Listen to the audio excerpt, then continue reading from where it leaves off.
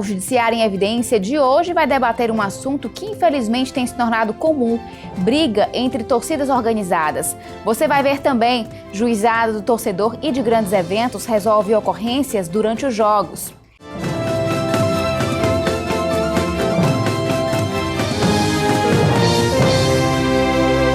O Juizado do Torcedor atua desde 2012 na resolução de ocorrências nos estádios e no entorno.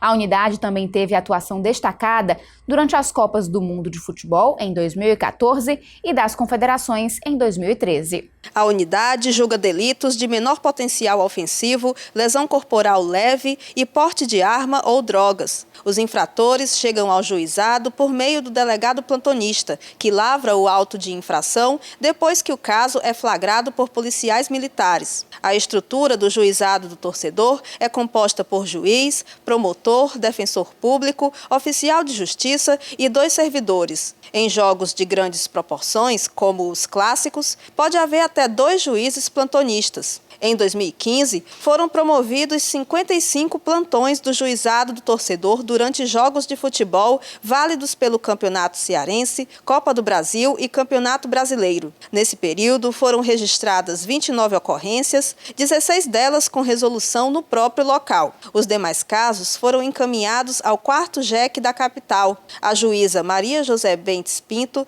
é titular da unidade, que concentra os processos do Juizado do Torcedor. Colaborar para uma harmonia social, viabilizar que as famílias venham ao estádio sabendo que todos os segmentos da sociedade, a segurança pública, o judiciário está se empenhando para que os eventos ocorram numa tranquilidade, numa harmonia social, que a gente debelar as delinquências. A maioria é provocada por torcedores que não têm um compromisso do verdadeiro torcedor. A finalidade dele é realmente cometer delitos, é desestabilizar a ordem pública. Por recomendação do Conselho Nacional de Justiça, a função do juizado foi ampliada para abranger eventos esportivos, culturais e outros que envolvam grande aglomeração de pessoas. Em 2014, foi criada a Coordenadoria do Juizado do Torcedor e de Grandes Eventos do TJCE, que tem à frente o desembargador Mário Parente Teófilo Neto. Sabe-se que o futebol é uma paixão nacional, né? E, lamentavelmente, muitas vezes, nos grandes jogos, onde há grandes torcidas, nós temos um número considerável de ilícitos que ocorrem, notadamente envolvendo a seara criminal. E na medida em que o Poder Judiciário pode se fazer presente nessas praças de esporte, se tem uma possibilidade maior de se não só conhecer desses litígios, mas de se dar o devido encaminhamento legal que precisa ser dado a eles. Quando o Poder Judiciário não se faz presente, muitas vezes há uma demora maior e uma dificuldade no melhor processamento e julgamento dessas ações. Por isso que se tem hoje disseminado no Brasil como um todo, né, cada vez mais a instauração dessa cultura de juizado do torcedor de grandes eventos naqueles locais onde há um evento de massa, podemos assim dizer. Os estádios de futebol têm sido palco de confrontos, principalmente entre torcidas organizadas. O problema preocupa as autoridades, que vêm buscando medidas para impedir a violência durante os jogos. Recorrente nos gramados brasileiros, a violência no futebol vem prejudicando a imagem do esporte no país. O comportamento agressivo de alguns torcedores tem causado insegurança e afastado as famílias dos estádios. Infelizmente, são uma coisa que atrapalha muito a presença da família, do torcedor aqui dentro.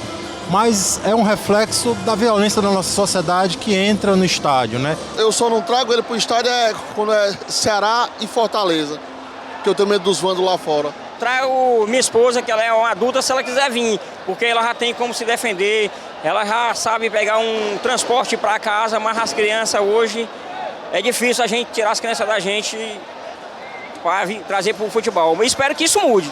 A gente vê muita briga e tudo, e não é legal, né?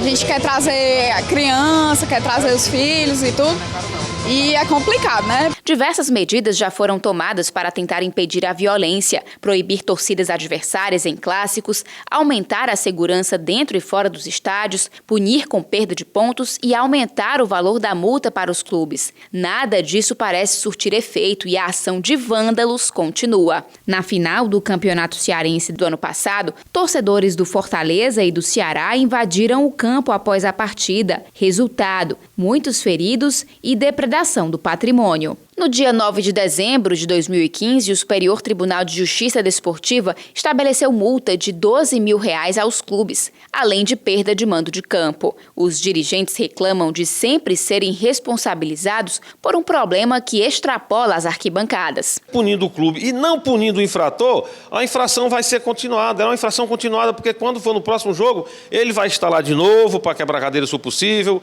para jogar copo, cadeira, para fazer o que quiser. E, apesar de ter no estádio mais de 1.000 pessoas envolvidas no esquema de segurança. Puna esse rapaz, essa pessoa, esses, tantos quantos forem. Nós temos, tanto os clubes quanto a administração do estádio, principalmente Arena Castelão e PV, existem câmeras que podem identificar essas pessoas que praticam esse tipo de vandalismo. E a gente vai lutar até a última hora no sentido de que essas pessoas sejam realmente identificadas e sejam punidas, inclusive pecuniariamente. A solução para o problema divide opiniões entre os torcedores. Seria feito que nem foi feito em Minas Gerais, quando a punição foi cabível para uma torcida. Exemplo, num clássico, apenas uma torcida, entendeu? Reduziu bastante o índice de violência e brigas dentro do estádio e fora. Com certeza for favorável que tenha punições severas para quem efetivamente não se comporta adequadamente. Se eles vêm para fazer confusão, brigar, e muitas vezes só o que você vê nas televisões são pessoas mortes até no futebol, então eles têm que ser penalizados, as punições são muito brandas, certo? Então tem que realmente existir um rigor maior. Enquanto não houver a punição individual, a violência nos estádios vai continuar. E aí as famílias, as crianças vão continuar com medo de frequentar as praças esportivas. No próximo bloco, a gente fala sobre brigas de torcidas. Nós continuamos a falar sobre a violência nos estádios. Aqui no estúdio eu recebo o juiz Paulo de Tarso Nogueira, integrante do Juizado do Torcedor, e o delegado Romério Almeida, titular do 34º Distrito Policial. Sejam bem-vindos. Obrigado. Doutor Paulo de Tarso, quais as infrações mais comuns atendidas pelo Juizado do Torcedor? Nós temos aquelas infrações que ocorrem dentro dos estádios, né? Agora, felizmente, nós um trabalho preventivo da polícia, do Juizado da Infância, da segurança da própria Arena Castelão. Felizmente, a gente não tem assim muitas ocorrências. Mas quando essas ocorrências ocorrem, a gente observa que tem muita questão do uso de drogas, né? E as questões mais administrativas, né? De você estar com uma camisa da torcida organizada que está proibida, né? Fogos de artifício. Essa situação, alguma lesão corporal raramente acontecer, mas o que se depara mais no interior do estádio é com o uso de droga. E que punições o infrator pode sofrer, doutor Paulo? Sendo infrator de uma infração administrativa, a Polícia Civil lavra um boletim de ocorrência, um BO, e esse infrator é imediatamente retirado da arena, ou do espaço lá onde está sendo realizado o evento esportivo. Caso seja um crime, um exemplo que acontece mais, o uso de droga, a Polícia Civil lavra o termo circunstanciado de ocorrência. Esse termo circunstanciado de ocorrência é encaminhado ao Juizado do Torcedor, né? E lá, junto com o Ministério Público, com o Defensor Público, nós realizamos uma audiência que chama audiência preliminar, onde o Ministério Público vai fazer uma proposta de acordo que se chama de transação penal. Ele sendo primário, portador de bons antecedentes, ele terá direito de suspender o curso do processo, né? Ele não é denunciado, não vai tramitar processo contra aquele infrator, mas ele se sujeita a uma prestação de serviço à comunidade ou prestação de cestas básicas. O que ocorre quando o infrator é reincidente? Bom, no caso de reincidência, nós já temos as informações tanto da própria Polícia Civil, já tem lá o registro daquela ocorrência, e como ele vem cometer esse ato novamente, ocorre duas situações. Primeiro, ele não tem direito a uma nova transação penal. E aquela transação penal anterior é tornada sem efeito, e aí o processo vai para o Ministério Público para oferecimento de denúncia, e aí o processo penal vai tramitar normalmente. Delegado, quais as principais ocorrências registradas pela delegacia durante o plantão nos jogos? Olha, como o doutor Paulo falou, felizmente dentro do estádio são poucas as ocorrências. A nossa dificuldade é exatamente no trajeto dos torcedores para o estádio e na volta. É onde ocorre comumente aquelas badernas que são vias de fatos, a rixa, né, a briga generalizada entre os torcedores, e muitas vezes a dificuldade que nós temos é quando a polícia militar conduz todo aquele pessoal de um ônibus, por exemplo, que é danificado. Esse povo é trazido todo para a delegacia e individualizar a conduta de cada um. Mas nós temos lavrado muitos procedimentos, inclusive com apreensões de bombas, né, chamada cabeça de negro, é uma fabricação caseira, onde eles colocam pólvora, pedra, né, e o pavio e joga, e tem uns pregos, exatamente os pregos para serem expelidos e alcançar o maior número de vítimas. Sendo preso alguém portando essas bombas, nós já aplicamos a lei 12.826, exatamente no porte ilegal, entra no artigo 16, e esse pessoal responde a um processo, né? É o inquérito, diferentemente daqueles termos circunstanciados de ocorrência realizados dentro do estádio. Mas, no cômputo geral, esse trabalho de prevenção é muito bem realizado pela Polícia Militar e até muitas vezes a Secretaria de Segurança Pública, através do setor de inteligência, se antecipa a ocorrência e acompanhando, inclusive, na internet, né? Os torcedores marcam até encontro para brigar, para se conflituar, e daí a polícia se antecipa. Mas nós, felizmente, né, nós temos poucas ocorrências no estádio, e no lado externo, nós não tivemos ainda nenhum caso relacionado de morte com o futebol, e sim alguns casos esporádicos de torcedores já marcados pelos inimigos que acabaram sendo atingidos pela essa ação dos marginais. E, doutor Paulo, quando o infrator é proibido de frequentar os estádios? Bom, esse também é uma medida despenalizadora, né, que o Ministério Público propõe lá na transação penal, e ele pode ficar de 3 meses a 3 anos, dependendo da gravidade da ação dele, de ficar proibido de frequentar os estádios, né? Então, quando ele comete que chama um crime de menor potencial ofensivo, quando o TCO é encaminhado para o juizado do torcedor e o Ministério Público faz essa proposta. E como é feita a fiscalização para que realmente se garanta que esse torcedor não frequente o estádio? As condições, quando a gente homologa aquela transação, nas condições que esse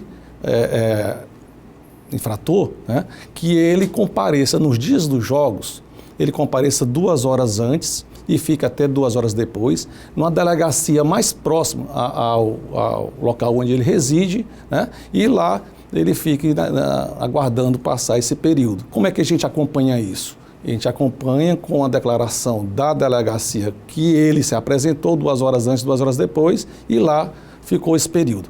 Doutor Paulo, a decisão de casos que chegam ao juizado do torcedor sai no mesmo momento? Sim, tem uma estrutura de audiência, uma estrutura perfeita funcionando, né?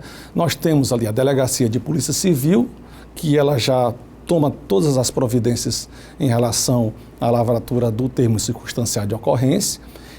Já aquilo ali já encaminhado com as informações sobre os antecedentes, nós tiramos novos antecedentes para saber se aquela pessoa já responde na justiça ou lá já foi agraciado em algum momento com alguma transação penal. E lá nós temos a presença do defensor público, do promotor de justiça que faz a transação. O defensor público vai ver se as condições são interessantes ou não, e o juiz para homologar. Então nós temos toda uma estrutura de uma vara, né,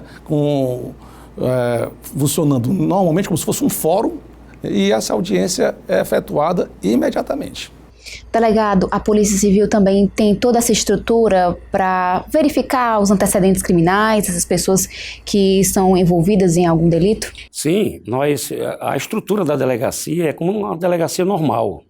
Nós temos online o serviço o CIP, né, que exatamente é o serviço de investigação policial, né? Nós temos todos os procedimentos que são lavrados contra a pessoa. A partir do momento em que nós disponibilizamos no sistema os dados, automaticamente nós recebemos todas as informações com relação àquela pessoa. E daí é lavrado o procedimento e os antecedentes são alcançados imediatamente. E a estrutura da delegacia, ela funciona, como o doutor Paulo falou, ao lado do juizado, do Ministério Público, da Defensoria.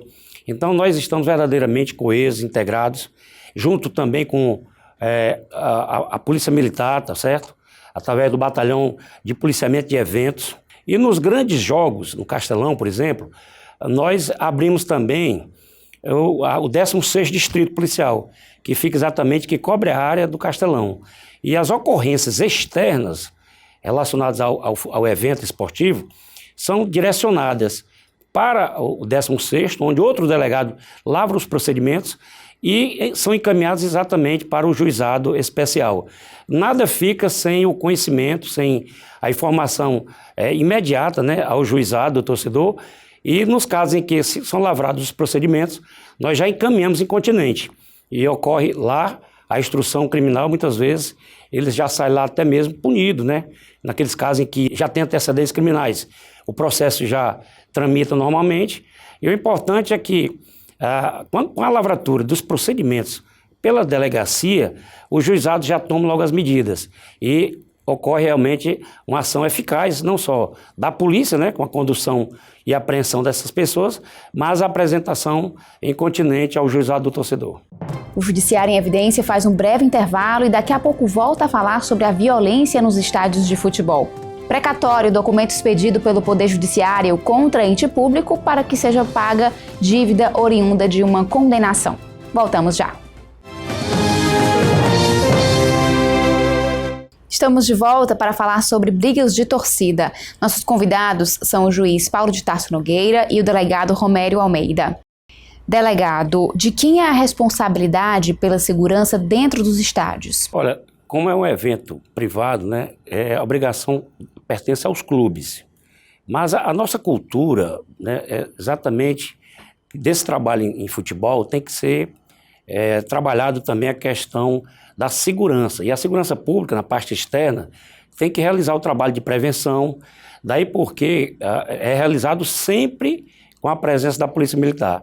E nós temos aquele caso dos seguranças internos, que fazem a vistoria, né? Fazem também aquela segurança no perímetro interno, mas mesmo assim, quando há necessidade, a Polícia Militar é chamada a intervir e ela se faz presente. Nós temos ocorrências realizadas dentro do estádio, onde geralmente o segurança chama o policial militar para realizar a prisão. As câmeras, elas denunciam, né? Muitas vezes o indivíduo está fumando uma maconha e a câmera identifica, liga para o policial, e esse policial que está infiltrado nas arquibancadas, nas cadeiras. Mas o trabalho, a realização do espetáculo, por ser privado, pertence aos clubes, daí porque eles contratam, né, empresas particulares. O senhor já havia antecipado no bloco anterior que a maioria dos atos de violência não ocorre dentro dos estádios, mas no entorno e também dentro dos ônibus, né?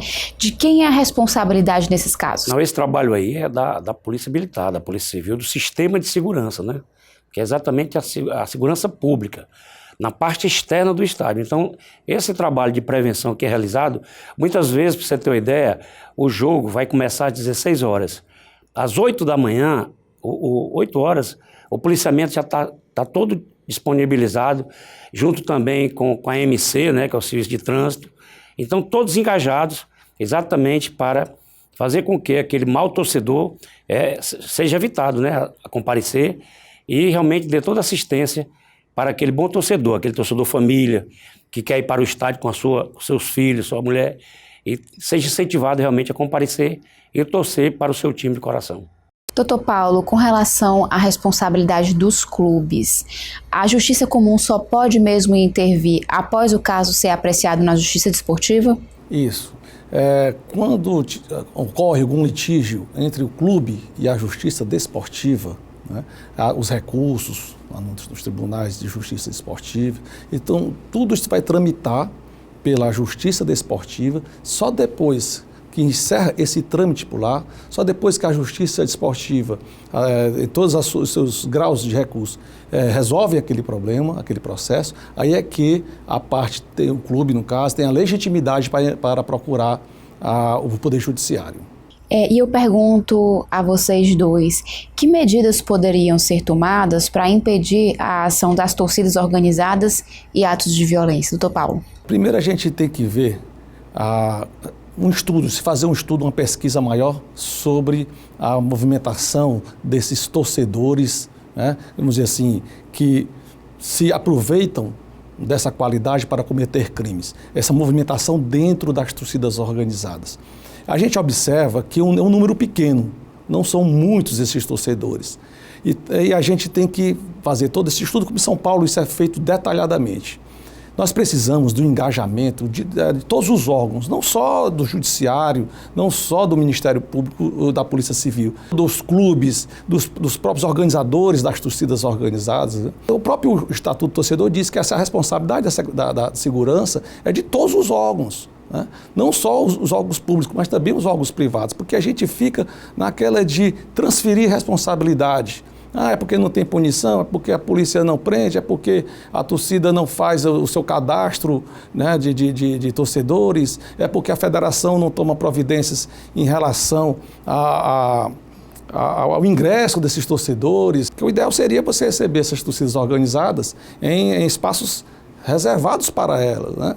Porque aí você vai ter um monitoramento melhor. Então a gente precisa fazer um estudo melhor, um estudo em conjunto, né?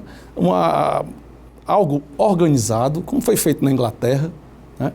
Para que a gente identifique esses problemas e exterminá-los. Olha, a Lei 12.299, que é a lei do Estatuto do Torcedor, ela é de 2010. E ela traz em seu bojo, né, os diversos crimes, tipo de crimes que acontecem na praça esportiva, um evento esportivo. E nós temos também o artigo 13 que fala sobre o acesso e permanência do torcedor no estádio. Então, é condição de acessibilidade. Ali já começa a questão da prevenção. O torcedor, primeiro, para ingressar, tem que ter o ingresso, claro. Ser obrigado a passar por uma revista, tá certo? Não conduzir nenhum objeto que possa causar transtornos, violência no estádio. Daí porque muitos deles são evitados de ingressar exatamente já nessa ação preventiva.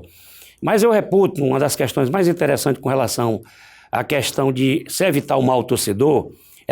Eles alegam, a torcida organizada, que existe, a grande maioria dos maus torcedores, segundo eles, são exatamente aqueles torcedores que aproveitam o anonimato para cometer crimes.